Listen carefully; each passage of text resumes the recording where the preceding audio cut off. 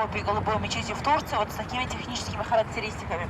Один центральный купол, 4 купола, высота центрального купола 36 метров, диаметр 16 метров, высота минарета 63 метра каждый.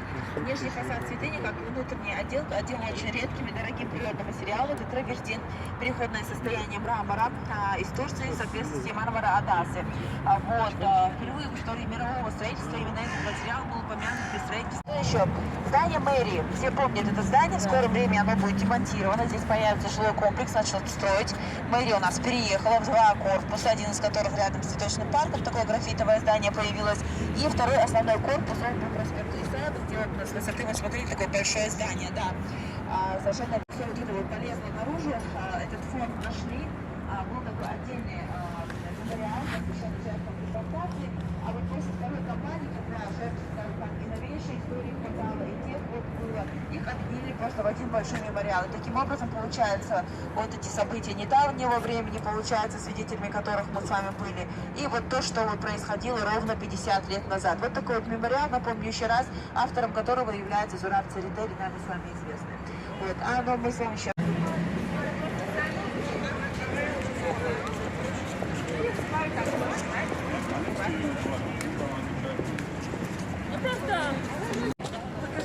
Да, обычно вот на лето. Но летом, конечно, всегда актуальны зонтики, потому что всегда очень жарко в Грозном. Вот те, кто работает с городом, вы, наверное, знаете, как нам не хватает зелени, как тяжело вести в дневное время экскурсию летом. Вот обратите внимание, справа театр юного зрителя.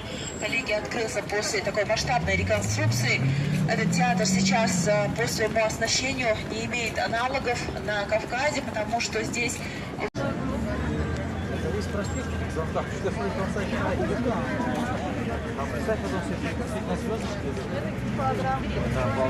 Отреставрировано и отремонтировано. Дело в том, что здесь рядом находился офис нефтяной компании «Роснефть». И прилегающая площадка была полностью отреставрирована очень долгое время, на протяжении, по-моему, лет 5. Здесь ставилась центральная республиканская елка, потому что больше негде было ее ставить, чисто в техническом плане. Грозно был тогда в руинах. И вот такая площадь. Что вы планируете, два желания проводить экскурсию, а точнее, там осенне перечисляете вот именно те регионы, и тогда уже ваши коллеги, ваше министерство, они связаны с нами. Мы определяем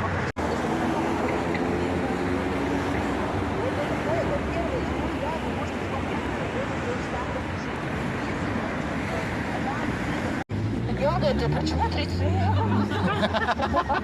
И, конечно, это пока я объясняла, чтобы как-то, и чтобы как-то перед человеку не рассмеяться в лице, чтобы он себя как-то неловко не почувствовал. Я говорю, вы понимаете, это вот на чеченском языке. Он говорит, я извиняюсь, конечно, не могу очень удобно, но это такой случай, он у нас разлетелся. Что он сказал? 30 рублей.